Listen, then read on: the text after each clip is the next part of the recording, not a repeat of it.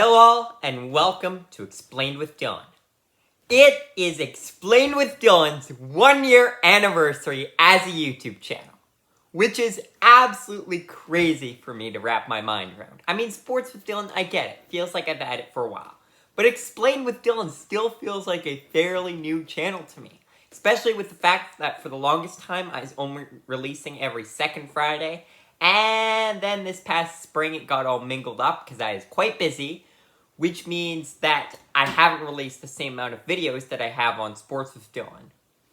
It does not feel like that old of a channel. It's just crazy to me that this channel is now 1 year old.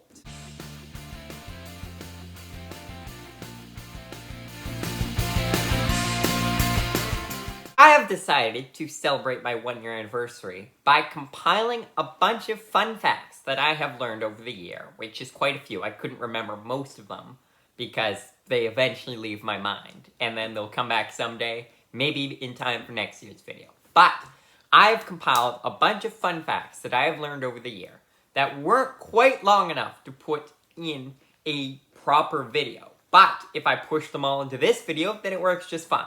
For starters, in the Austro-Prussian War of 1866. And you're probably thinking right now, where the heck is he going with this?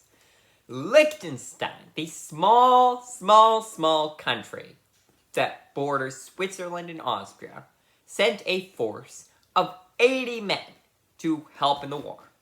About a year later, just under a year, then all 80 men came back, as well as an 81th.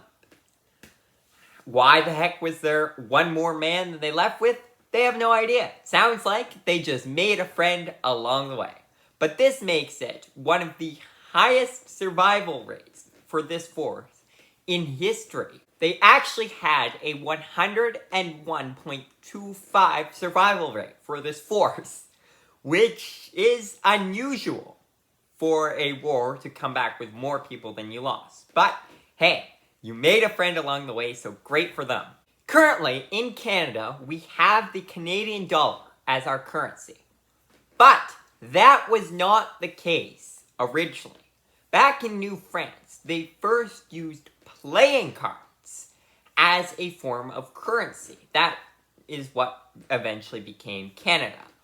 But they eventually had to discontinue using playing cards because the fact they're way too easy to counterfeit and bring in from other places, which means that the currency did not have very much value. It just did not work out overall. Speaking about facts of ancient Canada, or more specifically ancient North America, you all know Christopher Columbus, who was originally seen as the first European to venture to North America. But there was more. In fact, many people actually consider the first person to be Leif Erikson, who was a Viking who went to Newfoundland and actually prospered there quite a bit. But, as a matter of fact, Leif Erikson's dad, Eric the Red, was actually the first person to go to North America. He was exiled from Iceland due to the fact that he may have murdered someone. So he went with his ship and his crew to what is now Greenland. From there, after he passed away, then his son went on to go to Newfoundland. But Greenland's still part of North America, which means that the first European to get to North America was actually Eric the Red. Coke, which is the most popular soft drink in the world today, originally was nothing like it is now. It was originally created to cure addictions by putting a bunch of cocaine and red wine into it. Because when I think of curing addictions, I think that cocaine and red wine are going to help me with that. But the drink did so well, that was where they could originally just buy it at drugstores, which originally just sold medical drugs. Now obviously they're more than that. But the drink became popular enough that they started to sell it in the mainstream. And in the 1920s, they decided maybe it's not such a good idea to be selling cocaine and red wine, but more specifically cocaine, into the mainstream market, so they ended up cutting both those out of it. For those of you that are much older than I, you may have had Brussels sprouts as a kid, and you may have not liked them, but maybe you've tried them now and you quite like them. Now, you may have thought you just matured, but there's actually more of a reason behind this. You see, originally, back in the 1950s, Brussels sprouts were weird, as in, they were very good when they did grow, but they would never ripen at the same time, so they're extremely hard to pick.